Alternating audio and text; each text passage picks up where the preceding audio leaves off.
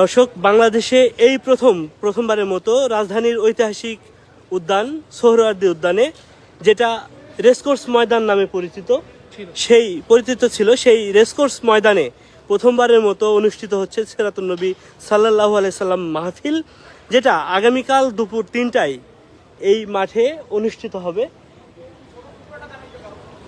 যেখানে দেশ বরেণ্য আলেমরা আলোচনা করবেন।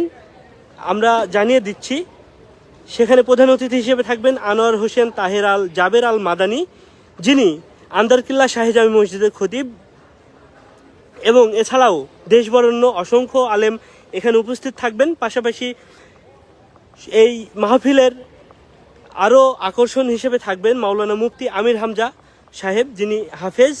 পাশাপাশি আমরা জানতে পেরেছি যে এখানে মাওলানা আজহারি মিজানুর রহমান আজহারি সাহেব উনি থাকবেন।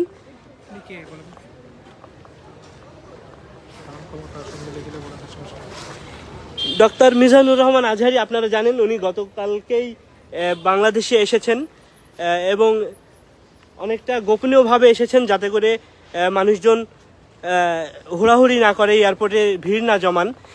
আমরা এই মুহূর্তে আপনাদেরকে দেখাচ্ছি যেখানে মঞ্চ তৈরির কাজ অলমোস্ট শেষের দিকে, রাতের মধ্যেই হয়তো এটা হয়ে যাবে। আপনারা দেখছেন এইখানে পুরো মঞ্চ প্রস্তুত করা হয়ে গেছে। পাশাপাশি বৃষ্টিতে যাতে এইখানকার মানুষজন ভিজে না যায়, যারা এখানে আসবেন সিরাতুন নবী সাল্লাল্লাহু আলাইহি সাল্লাম মাহফিলে যারা আসবেন তারা যাতে ভিজে না যায়, সেজন্য শেড নির্মাণ করা হয়েছে বিশাল আকৃতির। আমরা আয়োজকদের সাথে কথা বলে জানতে পেরেছি এখানে 30,000 মানুষের ধারণ ক্ষমতা সম্পন্ন শেড নির্মাণ করা হয়েছে, যাতে বৃষ্টির পানি আসলেও এই মানুষজন এখানে না ভিজে যায়। পাশাপাশি এখানে শতাধিক তারও বেশি ফ্যান দেওয়া হয়েছে, সিলিং ফ্যান, যাতে করে মানুষের গরমে কষ্ট না হয়। এবং এখানে এলইডি ব্যবস্থাপনা রয়েছে, পাশাপাশি স্যানিটেশনের ব্যবস্থা রয়েছে পর্যাপ্ত পরিমাণে, মানুষ যাতে এখানে খুবই সুশৃঙ্খলভাবে এবং স্বস্তির সাথে তারা এই মাহফিলে অংশগ্রহণ করতে পারে।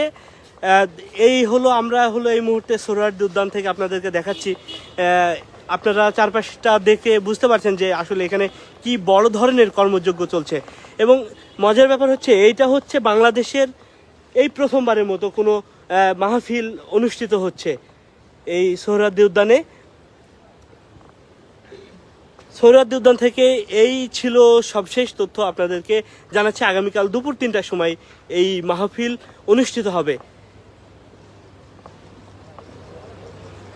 পরবর্তী আপডেট জানতে আমাদের কালবেলার সঙ্গেই থাকুন।